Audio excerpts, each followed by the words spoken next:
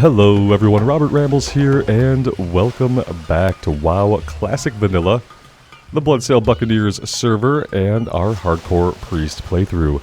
Thank you guys for joining me today and for clicking on the video. I really do appreciate you.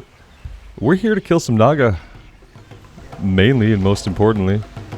So let's find that quest first.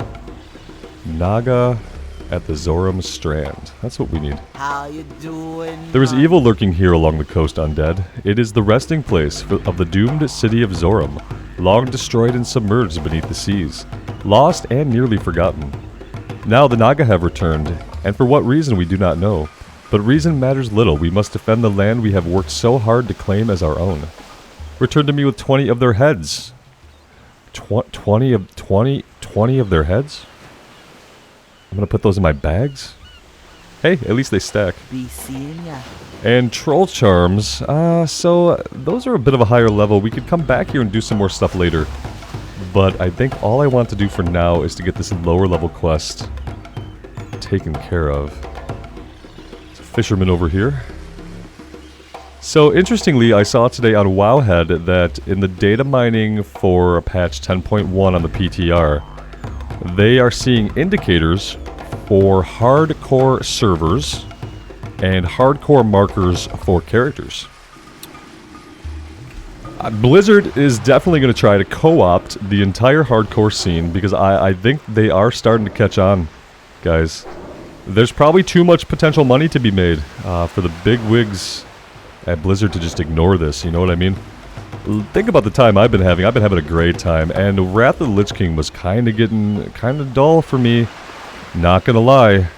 I liked some of the characters we were playing, but you know, I really wanted a change of pace, really wanted something different, and with the lack of seasonal content, hardcore kind of brought that to us. So yeah, I feel like now Blizzard is definitely gonna get in there and they're going to try to capitalize on it, right? They're going to try to make some monthly active users out of it. Get some more people logged into the game, right? That's awesome. I worry that they'll F it up. I worry that they'll do something, but it won't necessarily be what the community wants. Because listen, have they asked for community feedback yet? Has anybody at Blizzard talked to anybody who's really big in the hardcore community to even find out what kinds of stuff would players want to see if there were a official Blizzard hardcore server where every character you make is a hardcore character, or if there was just a character marker? I want the server, okay? I think that this works best like we're doing it right now. I think it works best with everybody on the server being a hardcore character. You just make the server that way, the character dies, and you know what? There is no deleting your character, because when your character dies, it deletes itself. It's gone. You can maybe see like its ghost or like a little portrait of it to remember it by, like in your character list, you know what I mean? But it can never be logged into again. But there's a lot more I think that could go into hardcore, and probably a lot more they could reach out to the community and kind of figure out what people would want in an official hardcore Blizzard server. Obviously, we want it to be classic vanilla, right? This is kind of the scary part. I worry that that they're going to do a hardcore server, and this would be a nightmare, but it's going to be for retail. That's my nightmare. The nightmare fuel scenario is that they go through all this work, they do this official Blizzard hardcore server, hardcore character support, but it's in retail, where nobody wants it. Wouldn't that be awful? So yeah, there's potential for them to F it up, because there always is, and they're quite good at doing that sometimes. And usually when they F up, it's because of a lack of listening to people, like, you know, their player base. It's a lack of communication always. I don't think it's ever done intentionally. I don't think it's ever done in a mean spirit. When they make mistakes, they're not out there trying to make mistakes, right? They're just not making the right choices when it comes to how they gather data, how they analyze data, the kinds of questions they ask, the people they talk to in the community. Like, they're doing all that crap wrong, and when you're doing that stuff wrong, you're not going to understand your player base. Oh, the other big thing you have to do, especially in game dev, especially if you're running one of these game companies as a bigwig or somebody important, the other thing you have to do is you have to play the game. You have to play the game. If you don't play the game, you don't even have the language, the vernacular to speak to players. You can't understand them at all. You could sit with a player for hours and ask them questions off a sheet prepared to you by somebody. But if you don't actually play the game, you can't have a meaningful discourse with people that do. And so that's important. Something that WoW has been lacking for a long time. People at a high level who actually play the game like human beings play the game. And don't say, Mike Ybarra, the guy is a tool. Just because you can sell mythic runs to people, it doesn't mean that that's the average player of World of Warcraft. I've never sold anybody a mythic run. Hell, I haven't done a mythic run since they first released back in what, Legion? I consider myself a pretty average player of the game. I consider myself a dedicated player of World of Warcraft. I feel like I put in the time to meet that, but I don't do mythics, so that's not what just an average player looks like necessarily. So no, he doesn't count as someone at Blizzard who plays the game. He's not one of you. He's not one of me.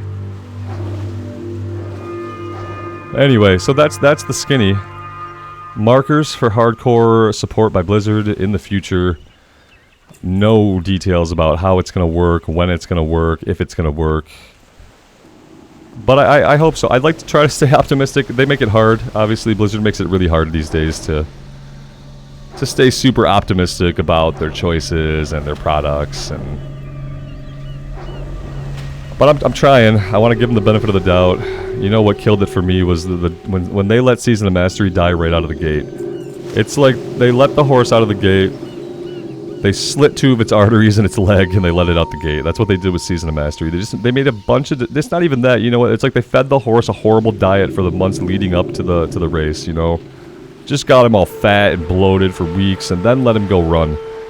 That was what they did for Season of Mastery.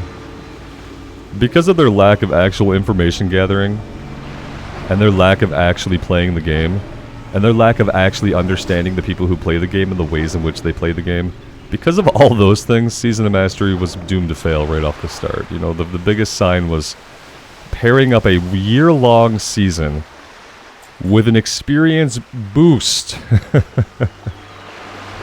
You're not understanding why people play Classic. Not many people play Classic just to farm raids at endgame. That is not why most people who log into Classic every day play Classic every day. It just isn't, and I don't think it ever will be, and I don't think it ever should be. I think raids should be a part of the game for those who want to engage in that, but I think there should be game for people who don't want to engage in that.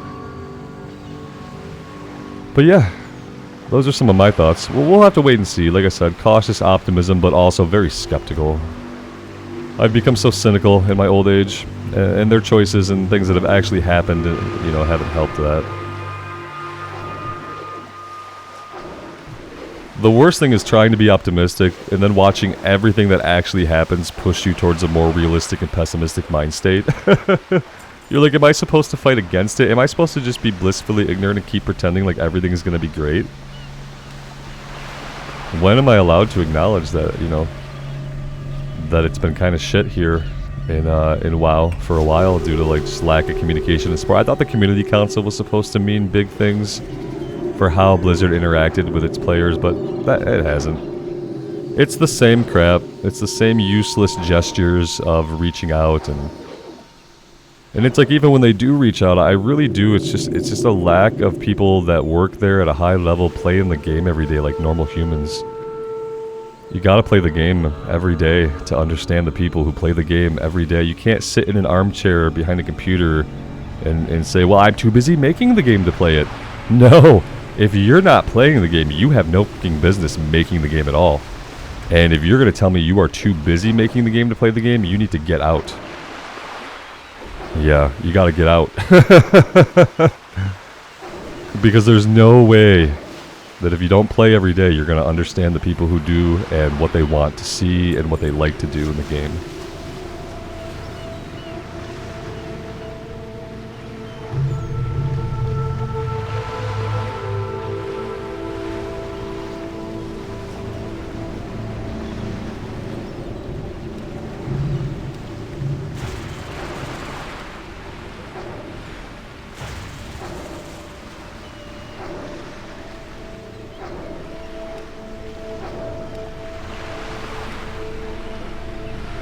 I feel like after this, unfortunately, we have to get ourselves into Hillsbrad.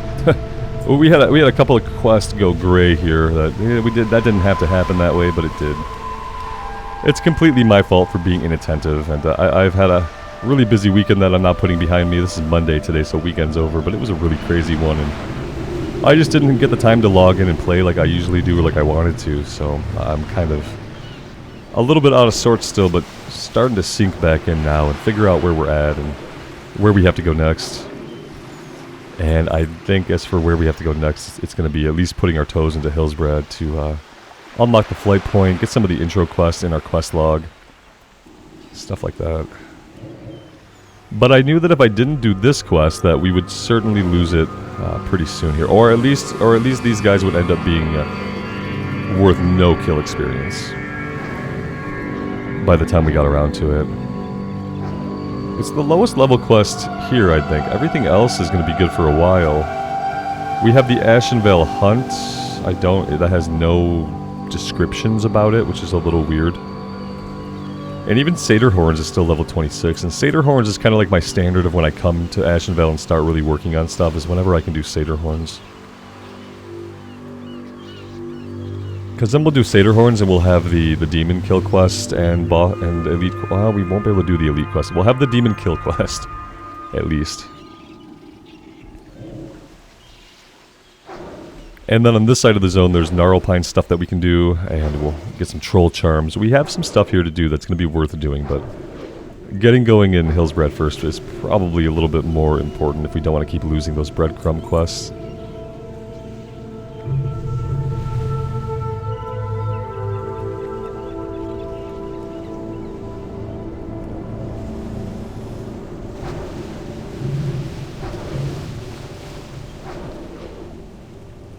I think if you do like a hardcore server, you can do a lot more.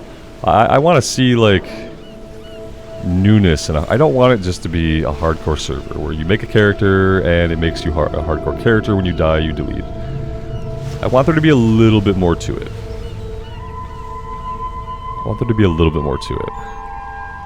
What do I mean by that exactly? I don't really know.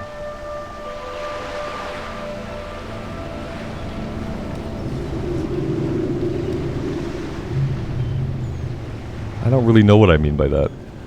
Maybe a difficulty increase. I don't know. Yeah, I feel like maybe I mean a difficulty increase.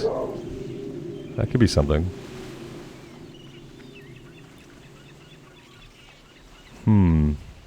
Yeah, I don't know how you'd handle that exactly, but maybe make it so that some enemies are harder. Maybe introduce a different level of enemy, something between an elite and a normal enemy. You know what I mean? I'd like to see challenging villages. Like take some of the elite villages, okay? We aren't allowed to group up in hardcore, so change the elite villages. Make them all like silver dragons or something, and make them, they hit a little less, they have a little bit less health than elites. They can be soloed, but very, very carefully, and it's going to be a long fight. That would be kind of what I'd be looking for. Would be something like villages somewhere between elites and non-elites. Just for that additional challenge so that you can get those elite quests done solo in a hardcore server. You can get them done, but they're still going to be hard, right? I don't want to see it go full wrath where all of the elites are not elites anymore. I want something in between. Or let me group up in the open world. Yeah, I mean, that's if it's a hardcore server, then same thing with dungeons. I don't really know why I can't group up in the open world with people. And I guess I kind of get it. Like I do kind of get it, but I don't get it. Does that make sense? It doesn't make sense. Listen, I get it because you're not supposed to group unless you're in a duo or trio. That's how we get duos and trios. So if we were to let people group in the open world, it would eliminate part of why you'd run a duo or trio. The big part of why you run a duo or trio to me is for crafting and for trading items. You still wouldn't be able to do that just because we're saying, okay, yes, you can group up in the open world. We're not saying you can trade. You know, we're not saying you can share items. We're just saying, yes, there are elite villages in the game. We want you to be able to do these because otherwise it's chunks of content that you don't get to experience on a hardcore run. And I don't think that we want hardcore servers that are still sitting there with chunks of content that we simply can't do because of the way hardcore works. So I think turning those open world elite areas into like open world not quite elite areas would be interesting. I think that'd be really cool. That'd be a cool change. That would satiate my desire for there to be something we could do that's a little bit more challenging combat-wise than just surviving normal enemies. Yeah, do that. I'd be happy with that. If that's the biggest and only big change you make, Blizzard, I'd be happy with that. That'd be pretty amazing. To be able to do Pyrewood Village solo, or be able to do the Ogres solo in Lochmodan, but have it be a challenge, right? Otherwise, you know, maybe we reevaluate the hardcore rules and maybe we can group up in the open world. I don't know how that works exactly.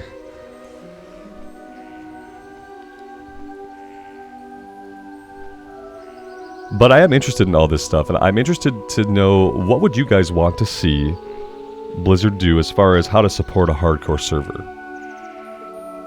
What would a hardcore server be to you? Is it just that when you die, the character is deleted? Or is there more to it?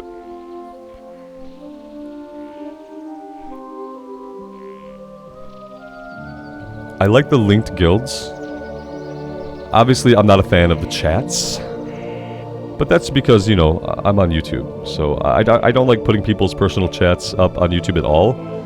But especially when I can't predict the subject matter, it's impossible for me to do it. I feel okay with it. I feel safe. So I can't enjoy the chat as much as I might if I was playing, you know, just on my own.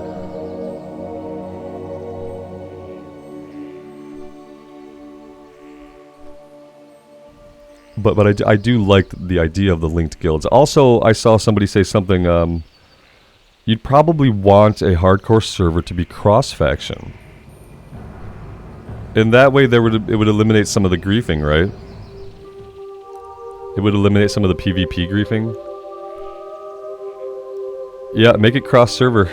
Or cross-faction. I hope I said that right the first time. If I said cross-server, I meant cross-faction.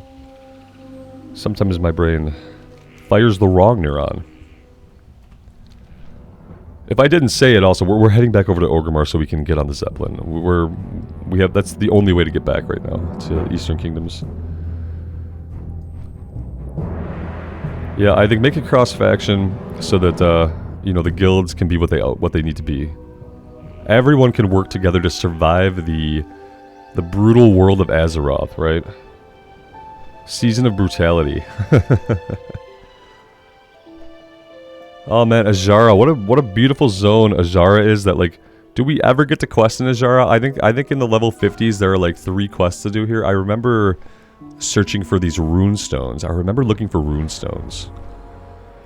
We're gonna go to Azshara at some point just to see it. It's like one of the prettiest zones in the game. It's very autumnal, and autumn is kind of my thing. I'm a big fan of autumn. It's part of why I loved living in Missouri. Is in Kansas City, autumn lasted for a long time. You were in autumn still. It felt like you were in autumn still in like the 2nd or 3rd week of December. It was great. It was great. What doesn't last long in Missouri is springtime. You go from winter to summer pretty instantly. But your winters are mild, so... Okay, yeah, we're at Orgrimmar. We need to go out to the Zeppelin Tower. Is there anything we need to do here for ourselves?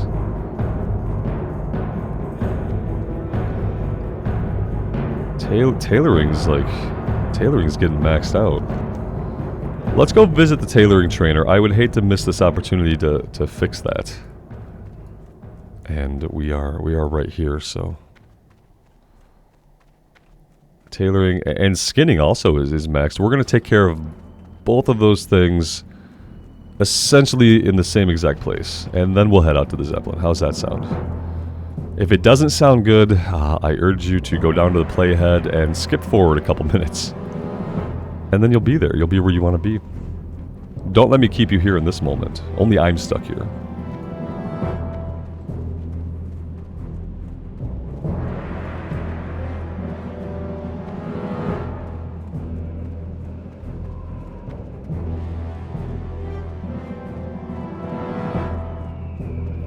I'm starting to have to embrace the episodes where we do a lot of travel, and I used to have that feeling like we're not doing anything, like nothing is getting done. But with the hardcore run, I'm starting to kind of get over that. I'm not doing the Shredder operating manual, so we can just get that crap out of the bags right now and call it done. We'll keep the pearl. Did I not turn this quest in? For the Horde. Robert.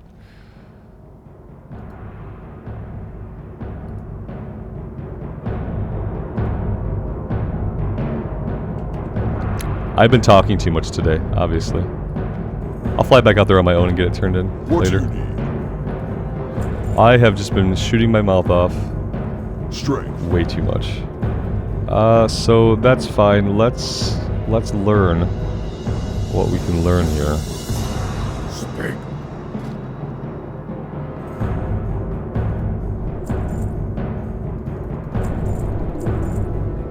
Can he not teach us? Do we need the, who do we need to teach us the next rank? Oh, we got it. Okay, we're fine. Robert pays attention, take 2. It was a long weekend, guys. I didn't get a lot of sleep last night either. I think I was up till like 2:30.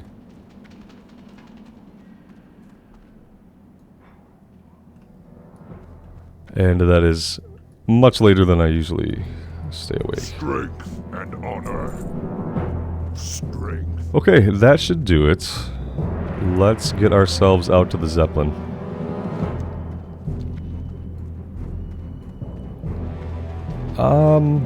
We don't have any weapons or anything we need to learn here, right? We have daggers, we have stabs. I think we're good.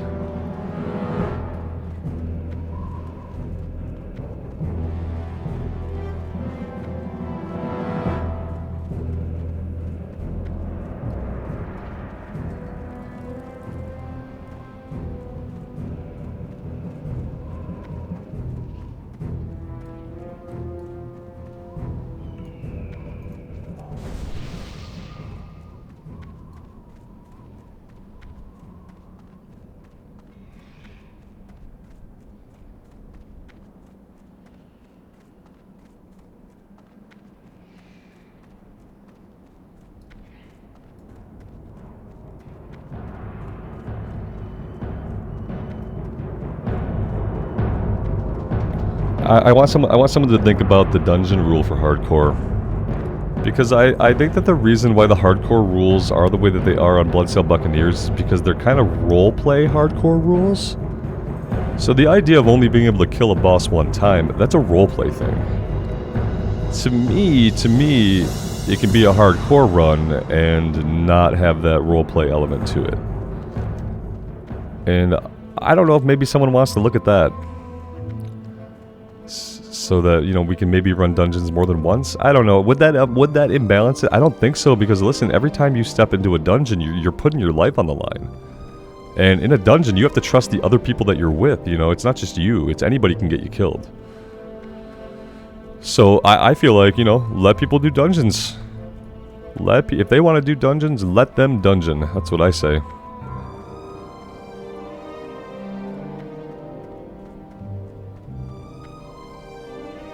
I get it from a roleplay perspective. It makes perfect sense. You kill a boss one time, how could you ever kill him again? But think about it this way. You can't stop enemies from respawning in the world. I killed that tiger 1,000 times. He respawned every time, so... I don't know. That would be like... just basically more akin to a solo experience when you're only going to kill a boss once. If it were part of like a narrative story kill, right? Surprisingly, we made it right to the Zeppelin in perfect timing. It's probably the best timing I've ever had to get to the Zeppelin, especially considering that we stopped to do tailoring and skinning upgrades. Pretty good. And yeah, the great thing is we have more... if you like traveling, we have more traveling ahead of us, because... after a flight to the Undercity, we have to run from Sepulchre to Hillsbrad.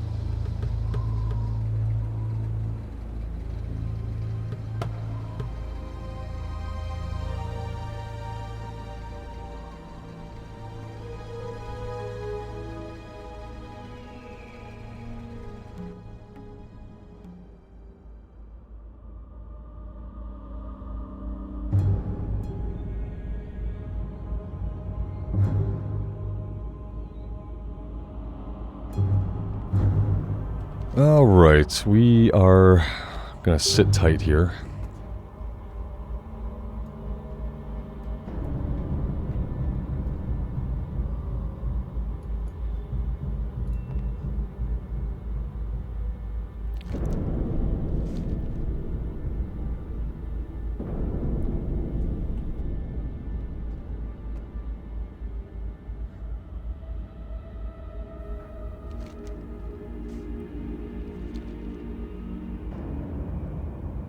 How many people have died in hardcore jumping off the Zeppelin in the wrong spot? You know it's happened, right? There are spots you can jump down and land just fine. And there are definitely spots that you will fall to your death. If I was a more attentive player, I would know where I could jump off right here. And I could save us some time, but I think if I did that, I'd probably get us killed. Yeah, I have this feeling that I'd get us killed, so...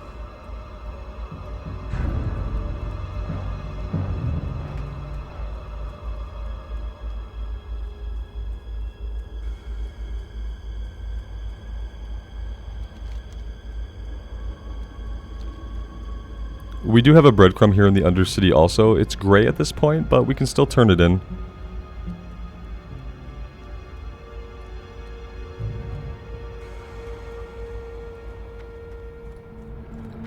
I've actually been looking at a few different add-ons for future playthroughs. Just things, add-ons that I think are going to add to immersiveness.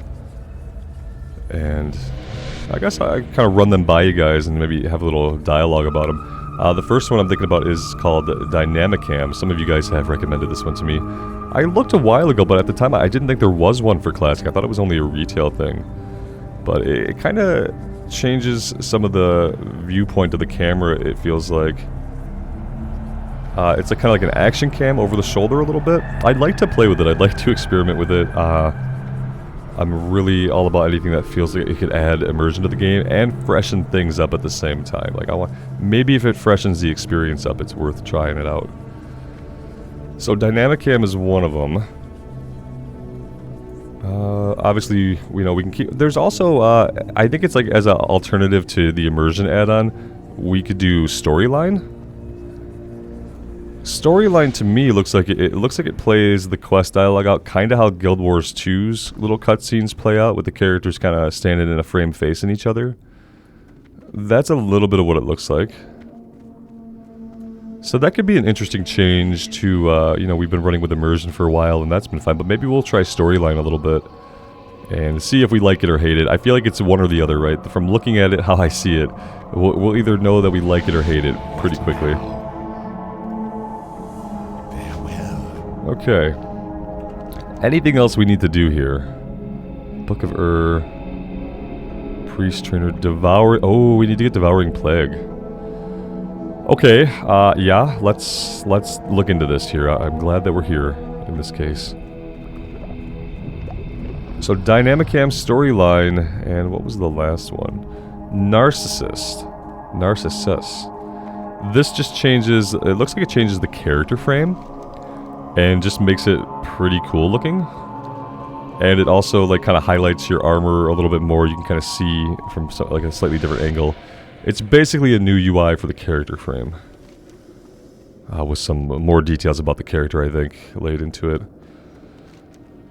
So I installed them. I haven't checked any of them out yet. I'm going to play around with them on my own. I don't think I'll put them into any of the existing playthroughs. Because it gets jarring for people when I do that, I feel like.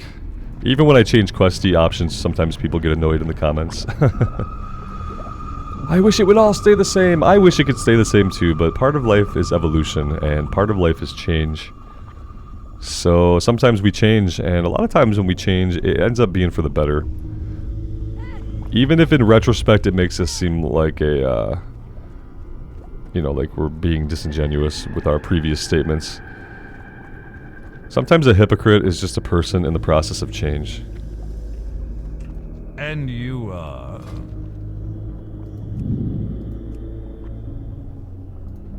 Mind Blast, rank 3, yep.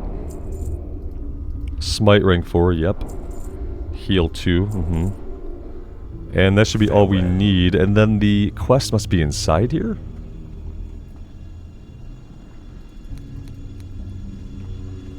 Okay.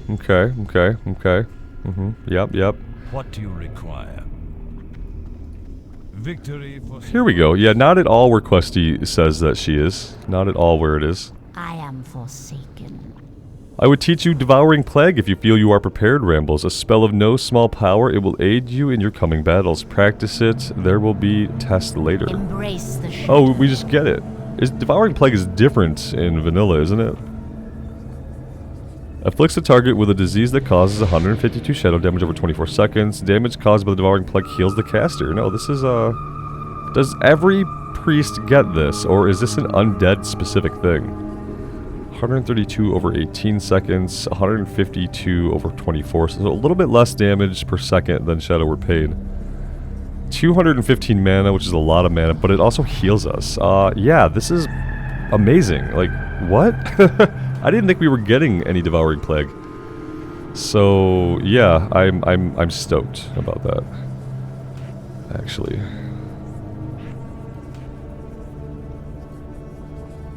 And then we should make sure that she doesn't have new ranks of it also.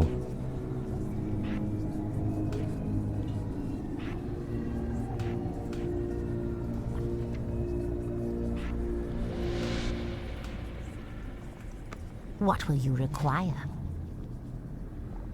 Let's just finish these up, just to get... I want them out of here. There we go. Remember, patience. Okay, I'm glad that it wasn't a quest we had to do. I'm really happy that she just gave us the ability. That's freaking amazing. I probably should have had that at level 20. I'm glad we have it now. Very cool. The priest just got a lot cooler. I'm going to be super happy to have another button to push continuously. Maybe continuously, you know, that's a lot of mana thinking about it that way. Healing ourselves too, like do we even need to heal ourselves? You know what I mean? Damn, this would probably be a really good spell if we were Shadow. Because then we'd have the healing to compensate for when Power Word Shield wears off, because we wouldn't have points in improved Power Word Shield. Could be a good reason to respec later on. If we were to make it to Shadow form, I will respec. I might even be willing to do it at Vampiric Embrace. But definitely would try Shadow if we can get down to Shadow form, which, you know, we'll see if that happens, right? Level 50, so... If we're at level 50, we're probably going to be an unstoppable Disciplined Priest monster, and we're probably going to want to stay that way, but... We can play around safely with Shadow Spec and make sure we're trying it out on enemies that can't really kill us. I think when I tried it out on Athos, back on our original Vanilla Priest, I don't think we had Shadow form yet. We were like in the late level 40s, maybe? I can't really remember, but I remember I tried it for a very brief period of time. I don't think I really understood it very much, and I didn't like it. So I'm going to have a little bit more of an open mind. We didn't have Devouring Plague. We were a human, so I don't know if that played into it. But anyway, talking about the add-ons, let me know what you guys think about the add-ons. I'm going to try them out in a future playthrough after kind of messing with them on my own for a little bit. Just to liven things up around here. To see if we can get some more immersion into the game. Try some new stuff.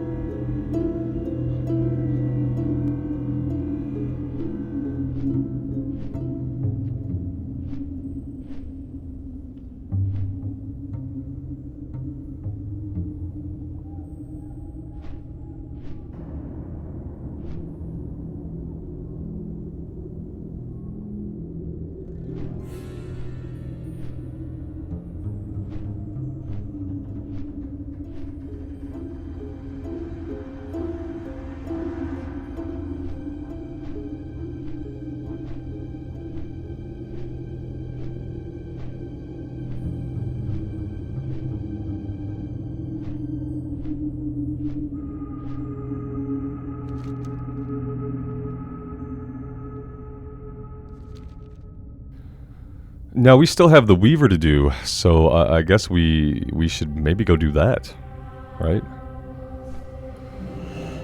We should maybe go do that. I kind of forgot about that one. Let's turn in the breadcrumb, and we're going to set our Hearthstone here. We're not going to leave it back in Kalimdor right now. Speak quickly.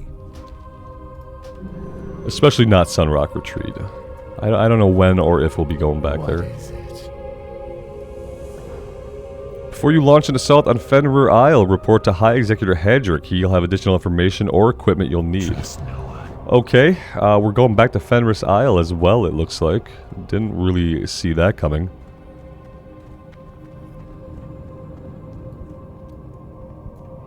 I am forsaken. If what Bethor says is true, then Thule Ravenclaw is a force that must be dealt with, and dealt with soon. To aid in this task, you may take something from our arsenal here. I don't need any of this stuff. Now is the time to assault the Scourge's place of strength in Silverpine, Fenris Isle. You must again go to the isle and destroy Thule Ravenclaw. I want his head. 7 spirit, 2 intellect. Is this guy gonna be an elite? The mission is dangerous, as it is vital, Rambles. You must not fail. Trust no one. Don't be an elite. Don't be an elite. It's an effing elite. Oh. Okay. Well, I guess we're not doing that one. Now imagine if he wasn't an elite. Imagine if he was something between a normal enemy and an elite. Then we could do it. It would be hard. There would be risk. But we could do it. As it stands, guys, we're not doing it. Did I set my Hearthstone? I did. Okay, perfect. That's a first. I said I was going to set it, and then I actually set it. Sometimes I say I'm going to do something. Like, I'm going to turn in this quest. And if I say it out loud, sometimes my brain will check the box that says it's done. This is what I realize happens to me, okay? And it's taken some introspection and some analysis to figure out why sometimes I just so quickly forget to do something. And this is the conclusion that I've come to. Is that when I say something out loud, my brain says, okay, that's done. You don't have to remember that or think about that anymore. And my brain checks the box. It says, you said you were going to turn that quest in, so I'm going to check the box for that turning that quest in. And same thing with saying, I'm going to set my Hearthstone here. It'll check the box. Okay, that's done. Good job remembering to do that. Except I haven't done it yet. I just said I was going to do it. But my brain will preemptively check the box. And that is what happens to me when I forget to when I say something and then immediately don't do it.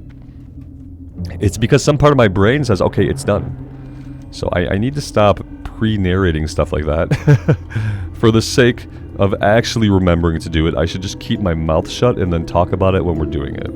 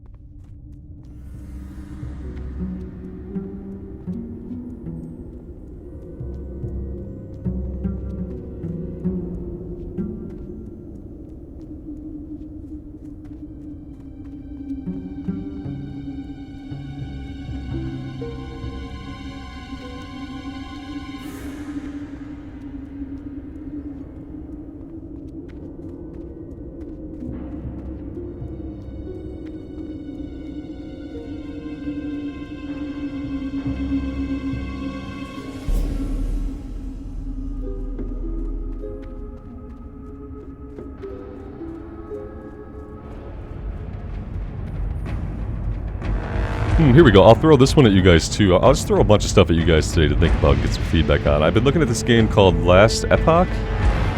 Pretty sure that's how you say it, Last Epoch. But looking at that on Steam, it's an ARPG. It looks like, you know, very similar to what you'd expect out of a Diablo. Okay. It's in its 0.9 patch right now, which is like, you know, pretty soon to release. And I'm starting to check out the game a little bit. It looks really interesting. I really like ARPGs. I haven't had a good Diablo game to play, obviously, in a long time. Unless we count the 2 remake, which, you know, it was a remake of a game I've already played, so. Not quite the same as jumping into something new. Okay, I got on that aggro chain pretty easily. Now we're going to deal with her as well. Oh man, when was the last time I buffed anybody? It was probably a long time ago. It wasn't today. I'll tell you that. Yeah, last epoch. I'm thinking about checking it out. Usually I don't play stuff that's not fully released. But I have. I've checked out early access stuff in the past, and this is like so close to being released that it's barely even early access anymore.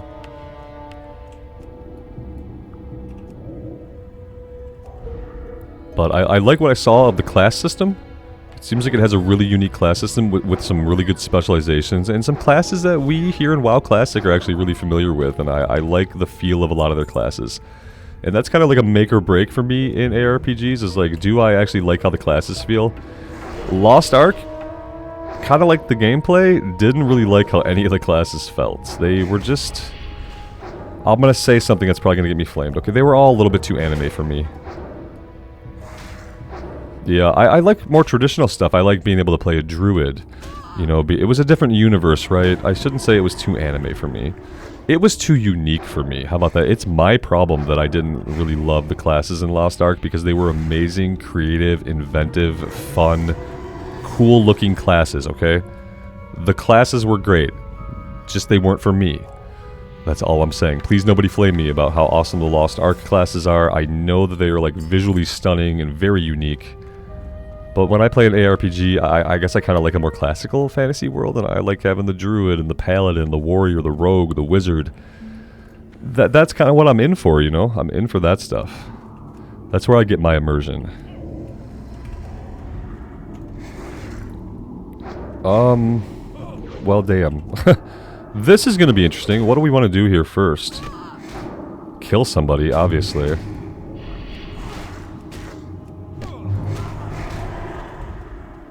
We're gonna run away. Yeah. Yeah, we're gonna run away. Running away seems good. What do you guys think? You think we run? I think we run. That was close.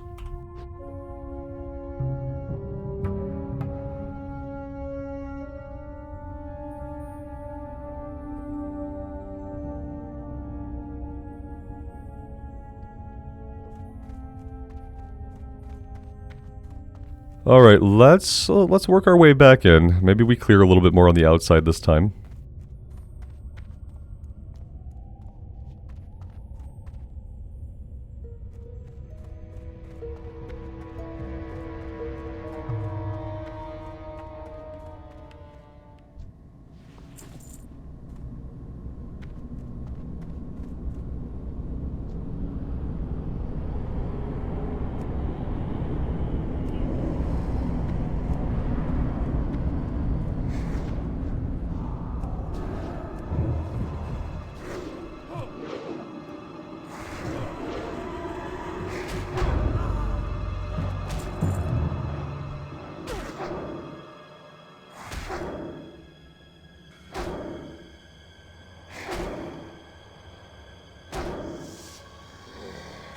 Alright, well that went a little bit better.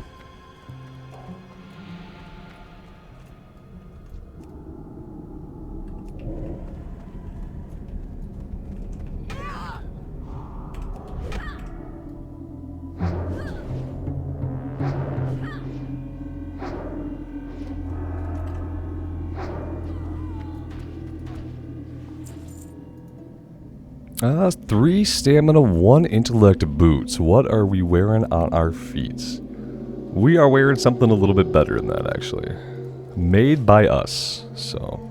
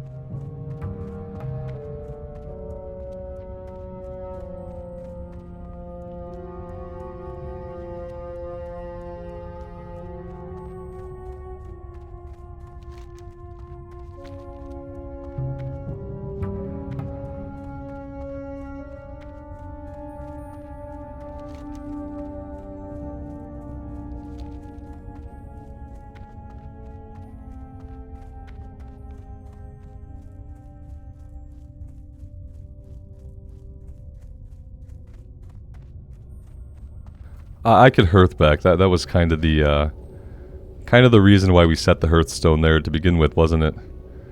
This person's gonna be rude and aggro us? No, they're not. No, they're not. They're very polite. Okay, let's get this turned in. Here you are. What would you ask of death? The magic of the wizards dissipates and the ley energies fade into dormancy. Your efforts have been fruitful, Rambles, and we have dealt a major blow to our enemies and to the overbearing wizards of Dalaran. Oh, we're gonna get a staff with a bunch of stam on it. Oh, that would be cool. Beware the living.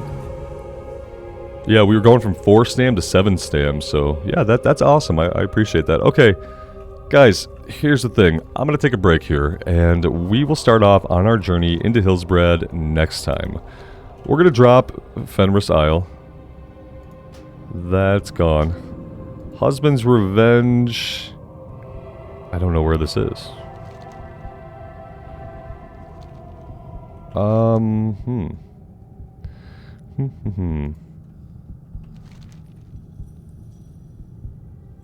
Okay, I'll try to find out where that one's at. I don't know. I could read it a little bit more, obviously. I'll check that out for next time, but either way, we're going to be heading into Hillsbrad and getting a start on things there. If we take a look at the map, and we come over to Terran Mill. Oh, we're not even in the right zone. It is not really showing us a lot, but we do have a couple of things to pick up. And there's my dog, just losing its mind. And I'm the only person here to deal with him, so I am going to end the episode here today. My dog says hello and goodbye. Thank you guys for being here. Take care of yourselves out in the real world and take care of each other. And we'll see you back here again very soon. Bye for now.